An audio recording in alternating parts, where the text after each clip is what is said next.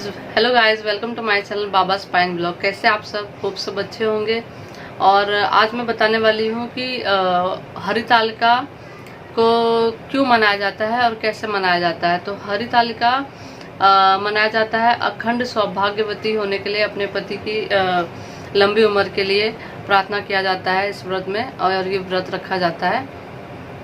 और ये व्रत, ये जो नाम है हरितालिका, वो कैसे बना? ये दो अक्षर के मेल से बना है, हरि तालिका।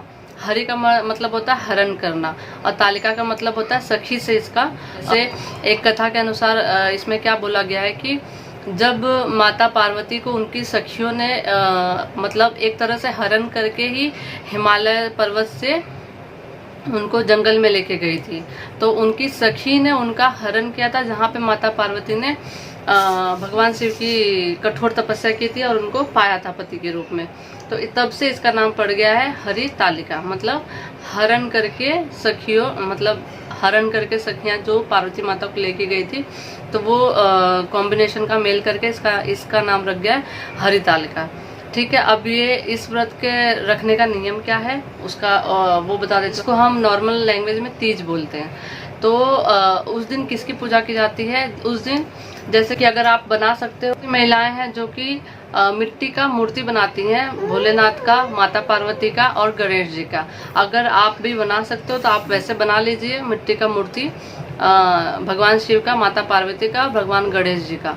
अगर आपको नहीं बनाना है तो आप मार्केट में भी मिट्टी की मूर्तियां अवेलेबल होती हैं, मिलती हैं, तो आप वो घर पे लेके आइए। और इस दिन भगवान शिव, माता पार्वती और भगवान गणेश की पूजा की जाती है हरितालिका तीज के दिन। इस दिन ये बहुत इंपॉर्टेंट है, इस दिन पूरे दिन निर्जला व्रत रखा जाता है। निर्जला व्रत का मतलब है कि आपको फल फ्रूट अन्न जल कुछ भी ग्रहण नहीं करना है, और पूरे दिन आपको ऐसे ही उपवास रखना है। चांद देख के बहुत सी महिलाएं पूजा करती हैं। इनका पूजा करने का टाइम होता है प्रदोष टाइम, जो होता है ना शाम को सूर्यास्त के बाद जो प्रदोष का काल का टाइम होता है, वो सबसे बेस्ट माना जाता है पूजा करने के लिए। और इस दिन जैसे करवा चौथ में होता है पानी पी के आप व्रत खोल सकते हो, तो ये इसमें नहीं होता हरितालिका तीज में। ये आप सेकेंड डे मॉर्निंग में आप नहा धो के अच्छे से पूजा करके जल पी के तब आप उसका पारण कर सकते हो, मतलब व्रत को अपने खोल सकते हो। तो इसमें बताने वाली बात ये है, ये प्रेग्नेंट महिलाएं जो हैं, तो अगर आप नहीं व्रत रख पा रहे हो, अगर निर्जला नहीं रख पा रहे हो, तो आप भगवान से माफ़ी मांग लीजिए, उनसे बोल दीजिए ऐसा कि हम अगले साल से अच्छे से करेंगे। और इस बार आप माफ़ी मांग के आप चाहिए तो शाम के टाइम पे, या तो अगर आपसे नहीं रहा जा रहा है, क्योंकि ज़्यादा देर अगर रखेंगे तो बेबी की मूवमेंट ना नहीं होती है, बहुत दिक्कत हो जाती है। तो अगर आपको नहीं रहा जा रहा तो कोई बात नहीं, आप माफ़ी मांग के आप जल ग्रहण कर सकते हो, पानी पी सकते हो, थोड़ा फल फ्रूट भी खा सकते हो, दही खा सकते हो, और ऐसी चीज़ें आप खा सकते हो, कोई दिक्कत नहीं है। आप सिर्फ भगवान से एक बार माफ़ी मांग लेना, फिर अगले साल से करना अच्छे से। तो प्रेग्नेंट महिलाओं के लिए ये एडवाइस है। अगर खाओगे पियोगे, प्रेग्नेंट महिलाओं के लिए बोल रही हूँ, तो कोई दिक्कत नहीं है, क्योंकि आप भगवान भी देख रहे हैं कि आप प्रॉब्लम में हो। ऑब्वियसली बच्चों को दिक्कत हो जाएगी, आपको प्रॉब्लम हो जाएगी। और पानी पीते रहना, पानी बहुत ज़रूरी है। आप चाहिए तो दही और शक्कर का पानी बनाते हैं ना, वैसा घोल बना के आप, उससे डिहाइड्रेशन नहीं होगा, आप हाइड्रेट रहोगे। हाइड्रेट रहना बहुत ज़रूरी है, खाते पीते रहना, ऐसे फ्रूट खाना जिसमें पानी की मात्रा ज़्यादा हो। अगर आप नहीं रखना चाहते तो कोई बात नहीं, बट ये व्रत कैसा है कि ये इस व्रत को तोड़ा नहीं जाता, जब उठाया जाता है ये व्रत तब से कंटिन्यू ही रखा जाता है। इसलिए बोल रही हूँ कि व्रत तोड़ नहीं सकते। अगर आपको कंटिन्यू रखना है तो आप फल फ्रूट खा के, दही का पानी घोल बना के, रस बना के, ऐसे टाइप में आप अगर आप रह सकते हो तो रह जाना, ठीक है। इस व्रत में 8 पहर पूजा करते हैं, 8 पहर पूजा करते हैं। यहाँ तक कि रात्रि में भी जागरण किया जाता है, रात्रि में भी शिव पार्वती माता का मंत्र जाप किया जाता है, भजन कीर्तन किया जाता है। अगर आप वैसा रख सकते हो तो अच्छी बात है, और रखना भी चाहिए। हम ऐसे गुट बहुत सारी महिलाओं, 10, 11, 12 महिलाएं मिल के भजन कीर्तन करते हैं, तो उतना पता नहीं चलता मॉर्निंग कब हो जाती है। मॉर्निंग मतलब 4 बजे आप नहा धो के पूजा कर सकते हो, अपने व्रत को खोल सकते हो। तो इस व्रत में ये भी किया जाता है।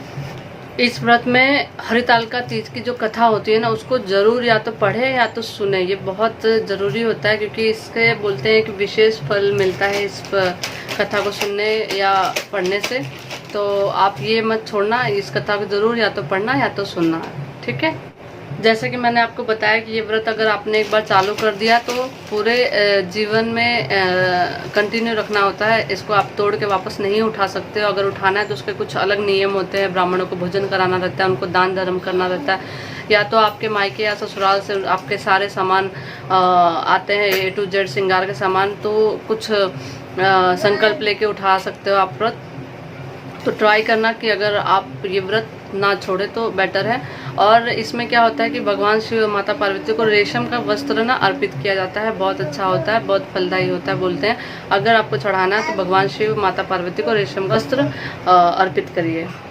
और जैसे मैंने पहले भी आपको बताया, ये व्रत सूर्यास्त के बाद प्रदोष काल में करना बहुत ही शुभ माना जाता है। तो अगर आपको पूजा होती है, बट अगर आपको अच्छे से जो बैठ के हम पूजा करते हैं पूरे विधि विधान से, वो पूजा प्रदोष काल में किया जाता है सूर्यास्त के बाद। और इस व्रत में जो भी महिलाएं व्रत रख रही हैं वो पूरा 16 श्रृंगार करती हैं। हर एक चीज़ उनका नया होता है। मतलब एक बार भी अगर वस्त्र पहन रहे तो एक बार भी पहना हुआ नहीं रहेगा, पूरी चीज़ें नया रहेंगी। चूड़ी से लेके पूरा श्रृंगार नया रहता है। और हम लोग तो क्या करते हैं, कुछ मतलब पूरा 16 श्रृंगार हम लोग माता को भी चढ़ाते हैं, और कपड़े साड़ियाँ और उनके हम चढ़ाते हैं, और फिर उसको ही हम किसी ब्राह्मण को दान कर देते हैं। तो ये भी करना बहुत अच्छा होता है। उसमें कुछ आप अनाज फल फ्रूट वगैरह डाल के, कुछ आप अपने हिसाब से दक्षिणा डाल के आप वो भी दान में किसी ब्राह्मण को दे सकते हो। और प्रेग्नेंट औरतों के लिए जैसे मैंने बताया, अगर आप रख सकते हो तो रखना, नहीं रख सकते हो तो ये पूजा का बस यही नियम है कि अगर आपने चालू कर दिया तो आप दोबारा, अगर आपने छोड़ दिया तो आप नहीं उठा सकते। उसके लिए कुछ अलग नियम होते हैं। तो अगर आपका होता है, अगर आपको कोई कॉम्प्लिकेशन नहीं है तो आप फ्रूट और अपने आप को हाइड्रेट रख के आप ये व्रत कंटिन्यू कर सकते हो। ये देखिए मेरा बेबी आ गया, आ जाओ, हेलो बोल दो। क्या कर रहे थे तुम?